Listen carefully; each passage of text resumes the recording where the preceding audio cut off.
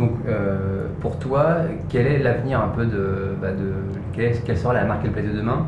Est-ce que tu ne penses pas que certains acteurs historiques, notamment dans le secteur bancaire, pourraient arriver, dans l'assurance? Et quelle est ta vision du marché dans les années à venir? Alors je pense qu'il y a vraiment deux sujets importants.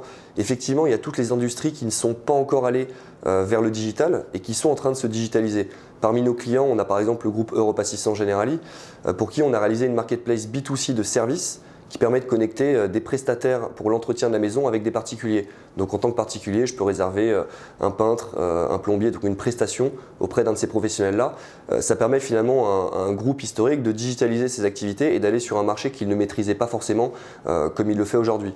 Donc ça c'est le premier plan, effectivement, c'est ces sociétés qui veulent aller plus loin. Le secteur bancaire est aussi un bon exemple. Je pense qu'aujourd'hui, ils cherchent des relais de croissance. La marketplace permet justement d'agréger des offres de produits ou de services qui ne sont pas finalement dans leur cœur de métier et qui leur permettent de fidéliser les clients ou même d'attirer des nouveaux clients. Et le deuxième point, je pense que c'est le type de marketplace qu'on voit aujourd'hui. On voit énormément de marketplaces de produits. Et ça, effectivement, on connaît tous le principe, mais il y a de plus en plus de marketplaces de services. Et pour moi, le relais de croissance du secteur des marketplaces, c'est vraiment dans le domaine des services. Alors, on peut avoir la pure marketplace de services, comme je viens de le dire finalement avec Europe Assistance, mais on peut aussi avoir la marketplace qui va mixer produits et services.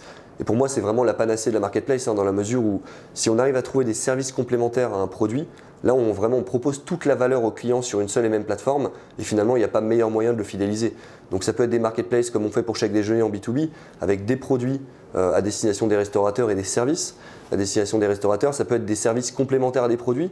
Par exemple, je vends de la high-tech et je vends la réparation ou l'installation. Donc vraiment tout ce fonctionnement global entre produits et services, c'est pour moi le vrai relais de croissance et l'avenir de la marketplace.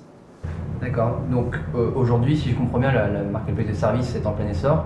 Est-ce que donc la plateforme Iceberg intègre facilement l'ensemble des services qu'on peut proposer sur les différents secteurs? Ouais, alors effectivement, nous, on est nativement pensé pour adresser les marchés B2C, B2B et produits et services. Les services, intrinsèquement, c'est très différent des marketplaces de produits dans la mesure où on ne gère pas du stock. On va gérer du temps humain. Donc c'est les problématiques de calendrier, de zone d'intervention, de prix dynamique, de prise de rendez-vous. Et donc notre solution permet effectivement d'intégrer des prestataires de services qui vont pouvoir gérer toutes ces problématiques au sein même de la plateforme Iceberg et ensuite au client final du coup de réserver sa prestation. Donc finalement notre solution elle permet à la fois de gérer des problématiques de catalogue de produits mais aussi de catalogue de services et parfois les deux en même temps. En tout cas c'est ce vers quoi on tend aujourd'hui. Et en termes de R&D, vers quoi s'oriente Iceberg, sur quoi travaillez-vous pour améliorer votre socle technique en fait, de la plateforme Iceberg?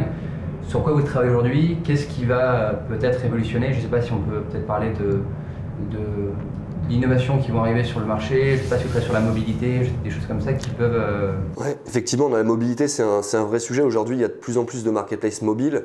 Notre solution, elle est pensée pour s'intégrer aussi bien sur des sites web que sur des applications mobiles. Donc effectivement, arriver à relier les deux, c'est un point important. L'autre point important, je pense, c'est arriver à relier le digital et le physique. Typiquement, les retailers qui ont des réseaux de magasins et qui veulent potentiellement permettre à leurs clients en magasin d'acheter des produits de marketplace. On a un business case dans le domaine où on a mis en place des bornes mobile en magasin pour permettre finalement de connecter le consommateur localement avec la marketplace. Donc ça, c'est des sujets sur lesquels on travaille beaucoup. Après, effectivement, on essaie d'aller toujours plus loin sur le mix produits et services et sur des industries comme le B2B qui sont effectivement peut-être un peu moins visibles que le B2C, mais qui ont des complexités très différentes. En B2B, on va par exemple gérer des groupes d'acheteurs, des politiques de prix différentes en fonction des acheteurs. Donc ça, c'est des choses effectivement qui demandent des ajustements. Notre solution, elle gère déjà toutes ces briques-là, mais on peut toujours aller un peu plus loin. Et c'est l'objectif aujourd'hui, c'est d'approfondir tous ces business cases avec nos clients. Aujourd'hui, un futur opérateur marketplace qui veut se lancer, quels sont ses principaux challenges? Est-ce qu'il y a un challenge organisationnel? Est-ce qu'il y a un challenge financier? Est-ce qu'il y a un challenge conduite du changement? Quel est ton avis là-dessus? Alors effectivement, je pense qu'il y a deux vrais sujets quand on veut lancer une marketplace, et c'est souvent ce qu'on voit auprès notamment des directions, des groupes avec lesquels on travaille. Il y a un challenge stratégique et un challenge opérationnel. Le challenge stratégique, ça va être justement penser le projet. Quelle est la valeur du projet? Qu'est-ce qu'on souhaite apporter au client final? Quel business model? Comment est-ce qu'on génère de l'argent par rapport à tout ça? Effectivement, comme on l'a dit tout à l'heure, pas mal de conduite du changement pour éduquer les équipes aux problématiques et aux avantages de la marketplace.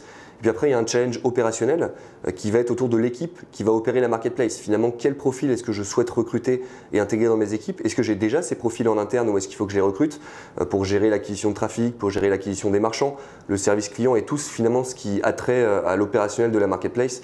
Donc ça, c'est deux sujets qui sont clés quand on veut lancer une marketplace et sur lesquels il faut vraiment réfléchir en amont avant de se lancer. Une fois que c'est bien cadré, en général, le projet va pouvoir se déployer assez rapidement. Dernière question, Benoît, est-ce qu'il y a un projet qui t'a vraiment tenu à cœur? Alors effectivement, il y a une marketplace qu'on a parmi nos clients qui est la marketplace d'Emmaüs France, donc qui s'appelle Label Emmaüs, qui est un projet qu'on apprécie vraiment. Pourquoi? Parce qu'il sort des projets traditionnels de marketplace qu'on voit. L'objectif, c'était d'accompagner le groupe Emmaüs dans la digitalisation de son activité.